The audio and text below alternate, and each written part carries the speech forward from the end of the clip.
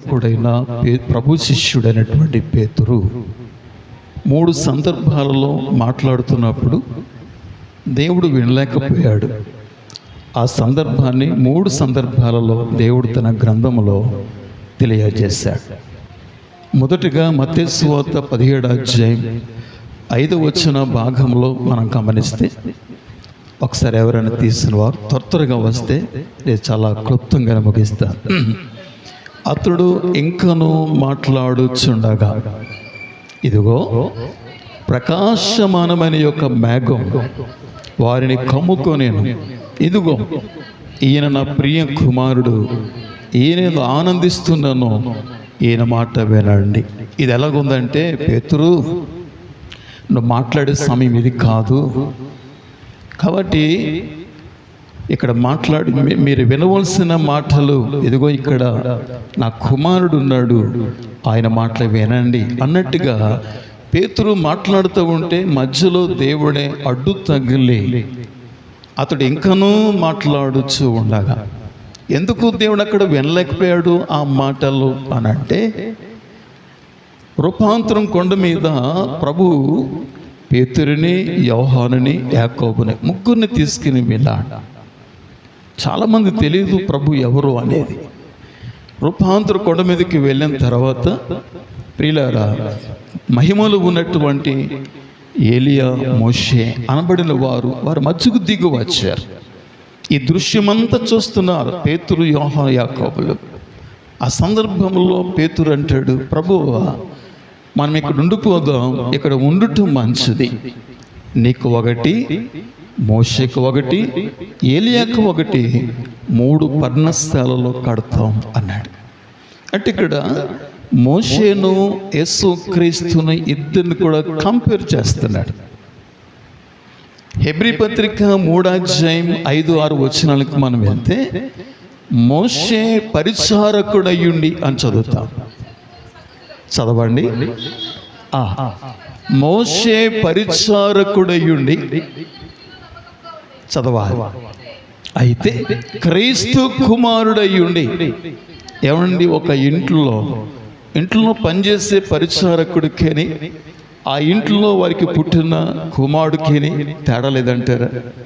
ఎంత తేడా ఉందంటారు? అది దేవుడు అక్కడ వెళ్ళలేకపోయాడు. అందుకే పేతురు, నువ్వు మాట్లాడే సమయం కాదు, నువ్వు విను, ఇన్న ప్రియ కుమారుడు అని దేవుడు తెలియజేస్తూ ఉన్నాడు. చాలాసార్లు కూడా మనం మాట్లాడతాం, కానీ ప్రత్యక్షత లేకుండానే మాట్లాడతాం, అవగాహన లేకుండానే మాట్లాడుతూ ఉంటాం. ప్రియుల దేవుని బిడ్డలారా, అదే భాగంలో 2 సందర్భం రాయబడింది. 25వ వచన భాగాన్ని చదవగలరా? మత్తయి 17:25లో చదవండి. మాట్లాడక మునిపే నీకేమి తోచుచున్నది చదవాలి. కుమారుల యొద్దనా, అన్యుల యొద్దనా? అతడు అన్యుల యొద్దనే. అతడు ఇంట్లోనికి వచ్చి మాట్లాడక మునిపే. ఆ మాట గమనించాలి. అంటే ఏదో చెప్పాలనుకుంటున్నాడు పేతురు మాట్లాడక మునిపే వెంటనే ప్రభు జోక్యం చేసుకున్నాడు. ఏం మాట్లాడబోతున్నాడు? వారు బయట అన్నారు, మీ బోధకుడు 24 వచ్చిన చదవడం మనకు అర్థమవుతుంది. కపెర్నహూమునకు వచ్చినప్పుడు అరశకేలు అను మీ బోధకుడు అరశకేలు పన్ను చెల్లింపడా? అది కపెర్నహూములో వారు అడుగుతున్నారు, పన్ను వసూలు చేసేటువంటి వ్యక్తులు అడుగుతున్నారు, సుంకర్లు అడుగుతున్నారు, మీ బోధకుడు నాడే, మీ బోధకుడు పన్ను ఇవ్వడా అని వారు అడిగినప్పుడు వారితో ఏమన్నాడు తెలుసా? ఏమన్నాడు? చెల్లించును అని అన్నాడు. ఇక్కడికి వచ్చిన తర్వాత ప్రభు ఏమంటున్నాడు? పన్ను ఎవరి దగ్గర వసూలు చేస్తారు? కుమారుల దగ్గర, అన్యుల దగ్గర అడిగినప్పుడు ఇక్కడేమన్నాడు పేతురు? అన్యుల దగ్గరే అన్నాడు. అక్కడేమన్నాడు పేతురు? మీ బోధకుడు పన్ను ఇవ్వడంటే ఇస్తాడన్నాడు.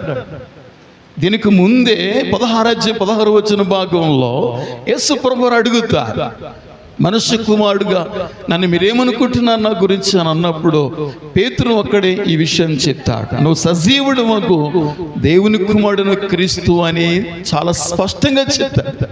మరింత స్పష్టంగా చెప్పిన వ్యక్తి నా బోధకుడు ప్రభు దేవుని కుమారుడు. నా బోధకుడు ఎలా కడతాడు పన్ను, నా బోధకుడు అన్యుడు కాదు కదా అని చెప్పవలసిన పేతురు అక్కడేమో కడతాడని చెప్పాడు. తెర ఇంటికి వచ్చి లోపలికి వచ్చేసరికి అలా పేతురు ఆ మాటలు చెప్పక మునిపే ప్రభు అక్కడ మాట్లాడినట్టుగా లేఖనాలలో మనం చూస్తూ ఉన్నాం. ఇది రెండవ సందర్భం. మూడవ సందర్భానికి మనం వెళ్ళినట్లయితే అపోస్తలుల కార్యం 10వ 44వ వచనం ఒకసారి జ్ఞాపకం చేసుకుందాం. పేతురు ఈ మాటలు ఇంకా చెప్పుచుండగా, అంటే ఇంకా కంటిన్యూ చేస్తున్నాడు, ఆపలేదు. ఇంకా పేతురు వాక్యం బోధిస్తావు అతడు ఈ మాటలు ఇంకనూ చెప్పుచుండగా పేతురు యొక్క మాటలు ఆపటానికి దేవుడు ఏం చేశాడంటే వాళ్ళందరి మీదకి కూడా పరిశుద్ధాత్మను కుమ్మరించాడు. దేవుని స్తోత్రం. ప్రభునందు ప్రియులారా, ఇక్కడ కూడా పేతురు ఇంకా చెప్పబోతావు పేతురు యొక్క మాటలు ఆపడానికి దేవుడు ఏం చేస్తాడంటే వాళ్ళందరి మీదకి పరిశుద్ధాత్మను వారు కుమ్మరించారు. అంటే పేతురు యూదుడు కానీ క్రైస్తవుడు, యూదుడే కానీ క్రైస్తవుడు కానీ పేతురులు ఇంకా లోపల ఏముందంటే గూడు కట్టుకున్నది ఏంటంటే నేను యూదుడును అని. చాలాసార్లు కూడా ప్రభునందు ప్రియులారా, అందుకే పేతురు ఇక్కడ 28వ వచ్చిన భాగంలో 10:28లో ఒక మాట అంటాడు. ఒకసారి చూడండి ఆ మాటని. అన్యజాతి వారితో సహవాసము చేయుట అయినను అట్టివానిని ముట్టుకొనుట అయినను యూదునికి ధర్మము కాదని మీకు తెలియను. గమనించారా? ప్రభునందు ప్రియ దేవుని బిడ్డలారా, ఇది పేతురులో బాగా జీర్ణించిపోయింది. పిలిచిన వ్యక్తి ఎవరు? కొర్నేలి. బైబిల్లో కొర్నేలి అతను ఎవరంటే శతాధిపతి. సహస్రాధిపతి వేరు, శతాధిపతి వేరు. శతాధిపతి అనగా 100 మంది సైన్యానికి ఒక కమాండర్. సహస్రాధిపతి అనగా 1000 మంది సైన్యానికి ఒక కమాండర్. కాబట్టి సహస్రాధిపతి. ప్రభునందు ప్రియులారా, ఇతను అన్యుడు, యూదుడు కాదు, దేవుని ఎరిగిన వాడు కాదు, అన్యుడు కానీ గొప్ప ప్రార్థన పరుడు. మొదట మనం చదువుకున్నాం 10వ 1, 2, 3 వచనాలలో కొర్నేలులో ఎన్ని క్వాలిటీస్ ఉన్నాయో చూడండి, ఎన్ని ప్రత్యేకతలు ఉన్నాయో చూడండి. కొర్నేలులో మొదటగా అతడు భక్తిపరుడని వాక్యంలో రాయబడింది. భక్తిపరుడై ఉండి తన ఇంటి వారందరితో దేవుని యందు భయభక్తులు గలవాడై ఉన్నాడు. ప్రజలకు బహు ధర్మములు చేస్తా ఉన్నాడు. ఇంకా ఎల్లప్పుడూ దేవునికి ప్రార్థన చేయుచుండేవాడు. సరిపోదంటారా రక్షించబడటానికి? నేనంటాను, సిలువలో వేలాడుతున్నటువంటి ఆ దొంగకు రక్షకుడైన క్రీస్తు ఎంత అవసరమో, మంచిగా ధర్మకార్యాలు చేసి ప్రార్థన పరుడుగా ఉన్నటువంటి భక్తిపరుడుగా ఉన్న వ్యక్తి అయినటువంటి కొర్నేలికి కూడా సేమ్ రక్షకుడు అవసరమై ఉన్నది. దేవుని స్తోత్రం. అంటే మంచి కార్యాల ద్వారా, ధర్మ కార్యాల ద్వారా నిత్య జీవాన్ని స్వతంత్రించుకోలేవు అంటున్నాడు దేవుడు. అక్కడ కొర్నేలికి ప్రత్యక్షమై దేవదూత వచ్చి, కొర్నేలి నీ ప్రార్థనలు, నీ ధర్మకార్యములు దేవుని సన్నిధికి జ్ఞాపకార్థముగా చేరినవే, కానీ ఆ ధర్మకార్యాల ద్వారాగా, ఆ పుణ్యకార్యాల ద్వారాగా నీ ఆత్మ దేవుని యొద్దకు వెళ్ళడానికి వాటిలో శక్తి లేదయ్యా. నీ ఆత్మ దేవుని యొద్దకు మరలాలంటే నీ ఆత్మకు రక్షకుడు అవసరం, నీ ఆత్మకు నూతన జన్మ అవసరం, నీ ఆత్మకు మార్పు అవసరం. కాబట్టి ప్రభునందు ప్రియులారా, నువ్వు చేయవలసిన పని ఏమిటంటే ఇంతవరకు చేయటంలో నిమగ్నమైపోయిన కొర్నేలి, మంచి కార్యములు చేయటంలో, ధర్మ కార్యములు చేయటంలో, ఎడతెగగా ప్రార్థించటంలో, భక్తిగా జీవించటంలో ఎడతెగగా ఇందులో నిమగ్నమైపోయిన కొర్నేలి ఇప్పుడు ఏం చేయవలసి వస్తుందో తెలుసా? ఇదిగో ఆ యొప్పే ప్రాంతంలో నా సేవకుడు ఉన్నాడు, పేతురు అనేటువంటి మార్పిరి కలిగిన సీమోన్. అతను పిలిపించు, అతడు చెప్పే మాటలను వినాలి. 22వ వచనం ఒకసారి జ్ఞాపకం చేస్తారు. 22 చదవండి.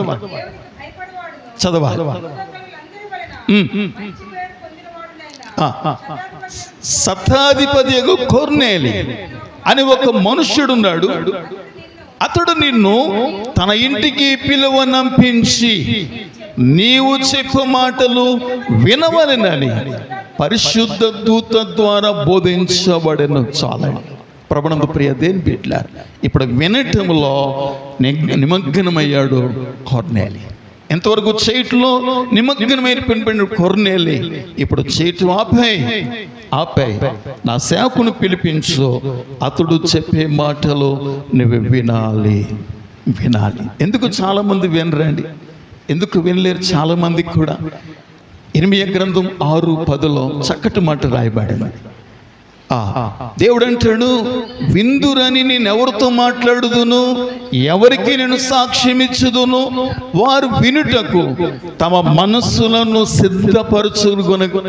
కొనలేదు గనుక వినలేకపోయింది. ప్రభునందు ప్రియుల, నువ్వు వినాలి అంటే, దేవుని వాక్యం వినాలి అంటే మొదటిగా నీ మనస్సును సిద్ధపరచుకుని రావాలి, నీ హృదయాన్ని సిద్ధపరచుకుని రావాలి. అంటే వినటానికి నీకు శక్తి కావాలి. మార్కు సువార్త 4:33 భాగంలో మనం గమనించినట్లయితే, వారికి వినుటకు శక్తి కలిగిన కోలది. దేవుని బిడ్డ, వినటానికి శక్తి కలిగిన కోలది.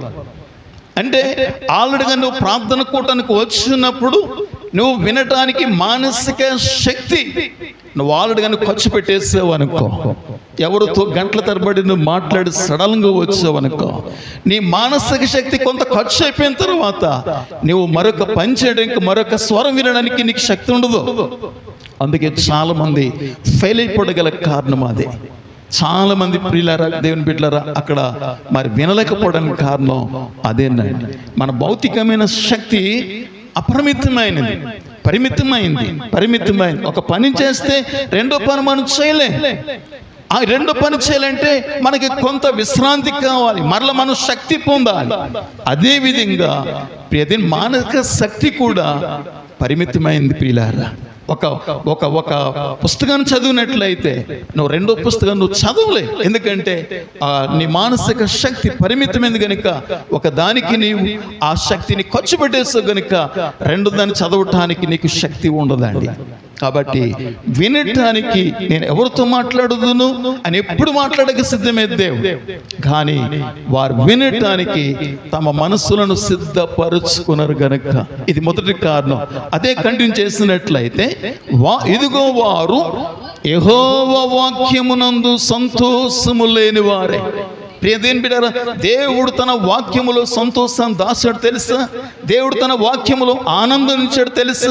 అదే ఇర్మియా గ్రంథం 15 ఒకసారి భాగం చదువుతారా? 15 భాగంలో నీ మాటలు చదవాలి, నేను వాటిని భుజించి తిని చదవాలి. దేవా, నీ మాటలు నాకు సంతోషమును, నా హృదయానికి ఆనందము. ఎంత అద్భుతమైన మాట అండి! దేవుడు తన వాక్యములో సంతోషాన్ని దాచాడండి, దేవుడు తన వాక్యములో ఆనందాన్ని ఉంచాడండి. దేవుని వాక్యానికి బదులుగా నువ్వు ఎక్కడెక్కడో ఆనందాన్ని వెతుకుతున్నావు, సంతోషం వెతుకుతున్నావు అంటే ఎక్కడ దొరుకుతుంది నీకు? నీ మాటలు నాకు సంతోషమును, నా హృదయానికి ఆనందము కలిగించును అని అక్కడ మనం చదువుతూ ఉన్నాం ప్రియులారా.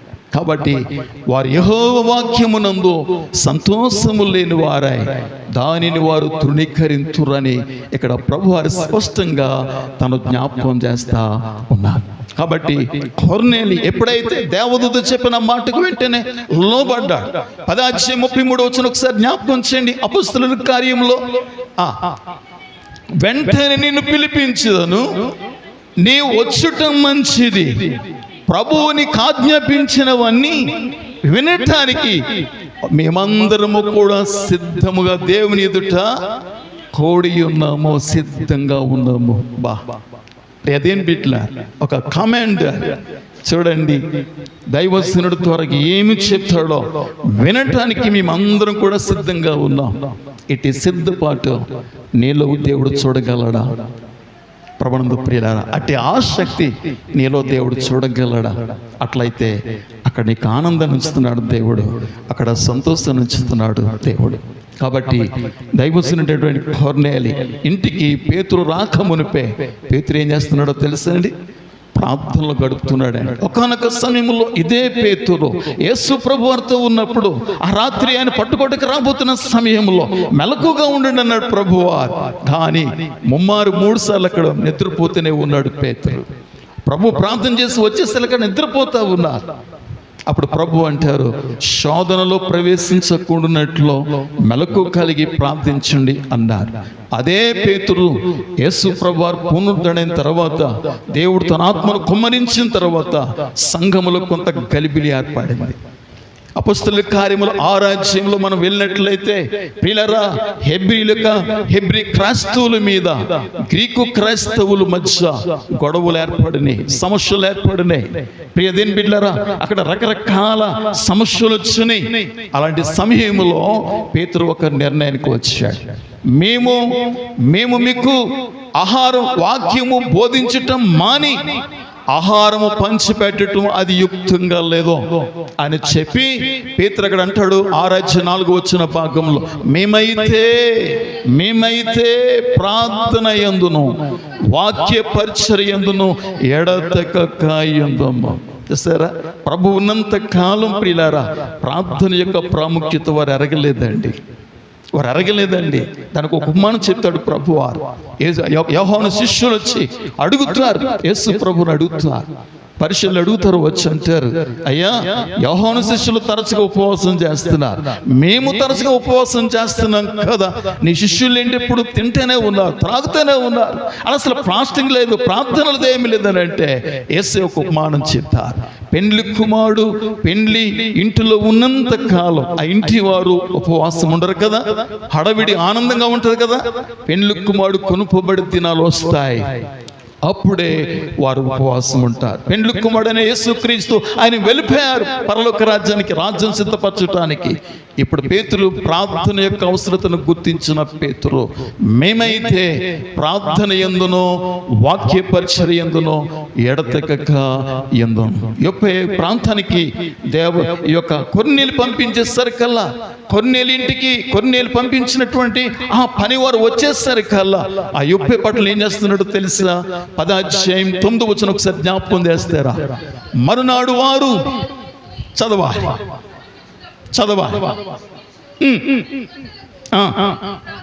పేతురు ప్రార్థన చేయుటకు మిద్ది మీదికి ఎక్కాను. గమనించారు, ఒంటరి ప్రార్థన, ప్రత్యేకంగా మేడగది ప్రార్థన చేయుటకు మేడగది ఎక్కాను. ఎస్తేరు యొక్క ప్రార్థన సహవాసం అని పేరు. ప్రియదేని బిడ్డలారా, కాబట్టి ఈ ప్రార్థనలో, ఈ సహవాసములో దేవుడు ప్రార్థన పరులు కనుగొనగలడా? ప్రార్థించే వ్యక్తులను కనుగొనగలడా? ఈ సందర్భంలో ఈ కూటమి జరుగుతూ ఉంటుండగా ప్రభువారు ఈ స్థలాన్ని దాటుకుని వెళ్తూ ఉంటే ఇక్కడ ఎస్తేరు ప్రార్థనలో ప్రార్థించే ప్రార్థన పరులని దేవుడు చెప్పగలడా? ప్రియదేని బిడ్డలారా, ప్రార్థన పరుల అవసరమా? ప్రార్థన అవసరత గుర్తించినటువంటి పేతురు ఫాస్టింగ్ ఉండి, ఉపవాసం ఉండి ఆయన ప్రార్థన చేస్తూ ఉంటే ఒక దర్శనం చూస్తూ ఉన్నాడు. ప్రియులారా, 4 చెంగులు పట్టుకుని ఒక దుప్పటి తన ముందు దిగుతూ ఉంది. ప్రియదేని బిడ్డలారా, అందులో రకరకాల పురుగులు, జంతువులు, పశువులు, అన్ని ఆకాశ పక్షులు అన్నీ ఉన్నాయి. ఆకాశంలో స్వరం వినిపిస్తూ ఉంది, పేతురు వాటిని చంపుకుని తిను అని అంటే 14 భాగులు అంటాడు పేతురు, వద్దు ప్రభువా, నిషిద్ధమైనది, అపవిత్రమైనది ఏదైనాను నా నోట ఎన్నడూ పడలే. మనం చాలాసార్లు ఏమనుకుంటామంటే 3 సార్లు బొంకడు కదని చెప్పి దాని గురించి చాలామంది కామెంట్గా మాట్లాడుతూ ఉంటారు, రకరకాలుగా మాట్లాడుతూ ఉంటారు, దుడుకు పేతురని మాట్లాడుతూ ఉంటారు. కానీ ఈ మాట దగ్గర ఖచ్చితంగా మనం తల వంచాలండి. పేతురు ఎంత నిష్ఠ గలవాడు, యూదుడైన పేతురు ఈ భాగంలో మనకు కనిపిస్తుందండి. ప్రియదేని బిడ్డలారా, యూదులు తమ బిడ్డలను పెంచుతున్నప్పుడు ఉగ్గుపాలతో పెంచినట్టుగా పెంచుతారండి. ప్రియదేనిలా దానియేలు కూడా అదే కదా, యవనస్తుడైన దానియేలు, తినవలసిన వయసు కలిగినోడి దానియేలు రాజు ఇచ్చే భోజనాన్ని, రాజు ఇచ్చే ద్రాక్షరసాన్ని పుచ్చుకొని తన అపవిత్రుడు కాకుండా సెలవిమ్మని నపుంసకుల అధిపతిని వేడుకున్నట్టుగా బైబిల్ మనం చదువుతున్నాం. దానిలో ఉన్న గొప్పతనం కాదు అంటానో, దానియేలును పెంచినటువంటి తల్లిదండ్రుల యొక్క ప్రత్యేకతని నేను జ్ఞాపకం చేస్తున్నాను పిల్లలు. అలా బాల్యము నుండి వారు పెంచకపోతే ఈ రోజున దానియేలు అంత నిష్ఠగా ఉండేవాడు కాదు. పేతురు యొక్క తల్లిదండ్రులు అంత నిష్ఠగా పెంచకపోతే ఈ రోజున పేతురు అపవిత్రమైనది నా నోట ఎన్నడూ పడలేదని ఆయన చెప్పగలుగుతావు.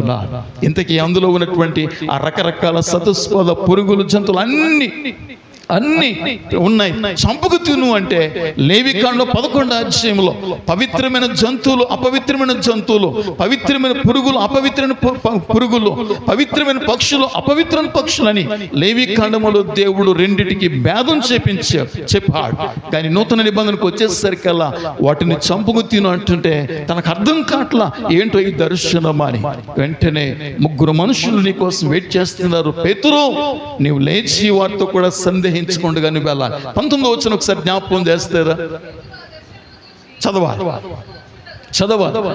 ఆత్మ, ఇదిగో 3 మనుషులు నీ కోసం వెతుకుచున్నారు, నువ్వు లేచి అన్ని కిందకి దిగి సందేహింపకుండా వారితో కూడా నువ్వు వెళ్ళాలి. ఆత్మ ప్రియులారా, పరిశుద్ధాత్ముడు మాట్లాడుతున్నాడు ఇక్కడ. పేతురుతో పరిశుద్ధాత్ముడు స్పష్టంగా మాట్లాడుతున్నాడు. ఎక్కడేస్తే సహవాసములో పరిశుద్ధాత్ముడు స్పష్టంగా మాట్లాడుతాడు. ఆత్మ, 3 మనుషులు పేతురు నీకోసం ఎదురు చూస్తున్నారయ్యా, నువ్వు సందేహింపకుండా వెళ్ళాలి. పిలిచిన వ్యక్తి ఎవరు? అన్యుడు, దేవుని బిడ్డ కాదు, దేవుని ఎరిగిన వాడు కాదు, అన్యులు ముట్టుకోవటం కానీ వారితో సహవాసం చేయటం కానీ యూదునికి ధర్మము కాదని 28వ వచన భాగంలో ఆయన చెప్తాడు పేతురు. కానీ పరిశుద్ధాత్మ స్వరానికి లోబడ్డాడు పేతురు. వెంటనే ప్రియులారా స్థలానికి వెళ్ళేసరికల్లా కొర్నేలు ఏం చేస్తున్నాడో తెలుసా అండి? ప్రియులారా, పేతురు రాకమునిపే, దైవజనుడు రాకమునిపే ముఖ్య స్నేహితులను, ప్రాముఖ్యమైన వ్యక్తులను తన ఇంట్లోకి పిలిపించి వాళ్ళందరూ కూడా రెడీగా ఉన్నారండి. ప్రభునందు ప్రియులారా, మనము కూడా చిన్న అకేషన్ పెట్టుకున్నప్పుడు మీ స్నేహితులు కానీ, బంధువర్గము కానీ, రక్షణ పొందిన వారు కానీ వారిని ఆహ్వానించి వారికి కూడా సువార్త అందించవలసిన బాధ్యత మన మీద ఉంది ప్రియులారా. కారణం ఏంటో తెలుసా? యెహెజ్కేలు గ్రంథం 33వ అధ్యాయం 7వ వచన భాగంలో ఈ మాట రాయబడి, ఒకసారి జ్ఞాపకం చేస్తారా? యెహెజ్కేలు 33:7వ వచనంలో, నరపుత్రుడా, నేను నిన్ను ఇశ్రాయేలుకు కావలివానిగా ఉంచాను కనుక నా నోటి మాట విని నాకు ప్రతిగా వారిని నువ్వు హెచ్చరిక చేయవలెను.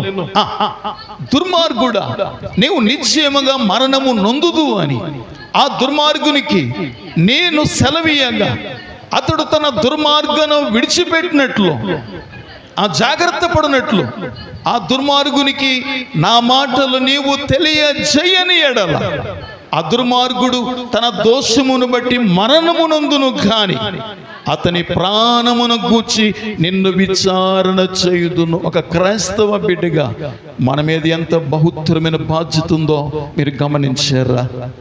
మనం అనుకుంటుంటాం, చాలా మనం అనుకునే అపార్థమైన ఆలోచన ఏంటంటే ఇది సేవకుడు పరిచర్య, ఇది సేవకుడు భారం, ఇది సేవకుడు చేసుకునేది, మనకి సంబంధం లేదు. సాధనుడు మనుషులో పెట్టే ఆలోచన ఇదండి ప్రియ దేని బిడ్డలారా. కాబట్టి నిన్ను అతని ప్రాణమును గుర్చి నేను విచారణ చేస్తాను అన్నాడు. కొర్నేలి ప్రియులారా, తన కుటుంబీకులు కానీ బంధువర్గానికి అందరూ పిలిపించాడో వాళ్ళందరూ వచ్చి రెడీగా స్థలములో ఉన్నారు. పేతురు వాక్యాన్ని ప్రకటిస్తూ ఉన్నాడు. పేతురు ఇంకొక మాట అంటాడు 34వ వచనంలో, 10వ అధ్యాయం 34వ వచనంకి ఒకసారి వస్తారు. దేవుడు పక్షపాతి కాడని నిజముగా నేను గ్రహించాను, ప్రతి జనములో ఆయనకు భయపడి నీతిగా నడుచుకున్న వారిని ఆయన అంగీకరిస్తాడు. 3వదిగా యేసుక్రీస్తు అందరికీ ప్రభు. ఏమండి, ఇన్ని మాటలు చెప్తున్నాడే, వారికి బాప్తిస్మటానికి ముందుకెళ్ళట్లేదండి. ఇంకా అతను అన్యుడు, నేను యూదుడను, అన్యుడు యూదుడను, యూదునికే దేవుడు, అన్యులకు దేవుడు కాడని ఒక ఆలోచన తనలో ఉండిపోయింది ప్రియులారా. అందుకని వారికి బాప్తిసం ఇవ్వటానికి పేతురు యొక్క మాటలో ఆప్ చేయవలసి వచ్చింది. వారి మీద ఆయన బోధ విన్న వారు అందరి మీద దేవుడు తన ఆత్మను కుమ్మరించవలసి వచ్చింది. ఎప్పుడైతే ఆత్మను కుమ్మరించాడో దేవుడు, వారందరూ భాషలతో మాట్లాడుతూ ప్రారంభించారు. అప్పుడు పేతురు అంటాడు, మనవలే పరిశుద్ధాత్మను పొందిన వీరు బాప్తిస్మం పొందకుండా ఎవరైనా ఆటంకం చేయగలరా అని 36వ వచన భాగంలో పేతురు తెలియజేస్తాడో అప్పుడు వారందరికీ కూడా బాప్తిస్మం ఇవ్వటం మొదలెడతాడు పేతురు. ప్రభునందు ప్రియ దేవుని బిడ్డలారా, పేతురు ప్రభు శిష్యుడు, 3.5 సంవత్సరాలు ప్రభుతో గడిపాడు. అలాంటి పేతురు 3 సందర్భాలలో మాట్లాడుతూ ఉంటే దేవుడు వినలేకపోయాడు. కానీ పేతురు శిష్యుడు కాదు పిల్లరా, భయంకరంగా సంఘాన్ని హింసించిన వ్యక్తి. అలాంటి సౌలు దమస్కు మార్గంలో దేవుని కలుసుకొని పౌలుగా మార్చబడిన పౌలు తన సొంత మాటలు మాట్లాడితే దేవుడు తన గ్రంథంలో రికార్డ్ చేశాడండి. ఎంత ఆశ్చర్యం! 1 కొరింథీ పత్రికలో 7వ అధ్యాయం 5వ వచనం ఒకసారి జ్ఞాపకం చేస్తారా? ఈ మాట చెప్పి నేను ముగిస్తున్నా. 7:5 వచన భాగంలో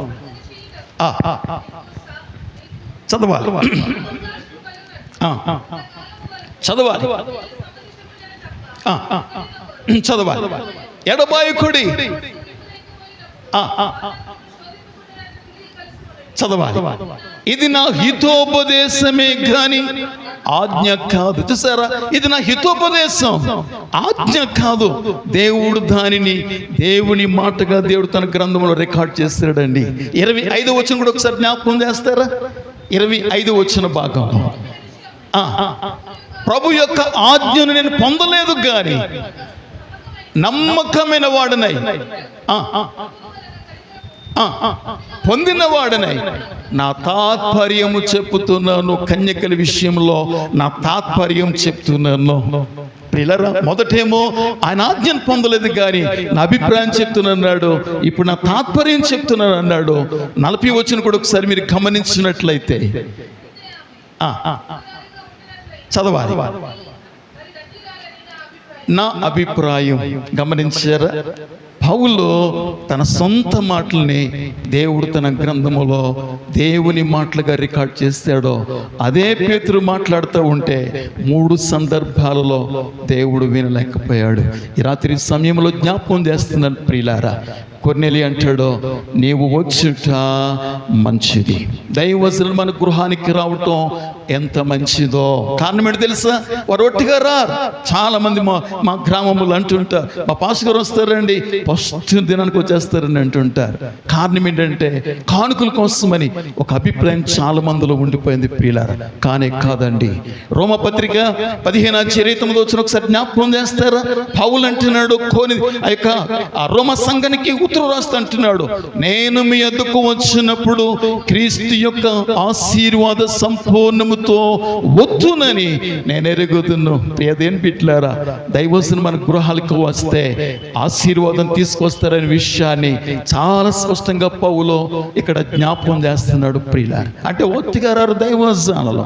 నువ్వు దైవజనుని గృహానికి వచ్చి నేను కలుసుకోవటం ఎంత భాగ్యమో. దైవజనుడు ప్రియులారా, నీవు దైవజను కలుసుకోవటం కూడా అంతే భాగ్యం అండి. ఆ మాట కూడా ఒకసారి జ్ఞాపకం చేస్తారా? 2వ రాజుల గ్రంథం 4:23 వచనం ఒకసారి జ్ఞాపకం చేస్తారా? శూన్యమే అంటుంది తన పెనిమిడితో,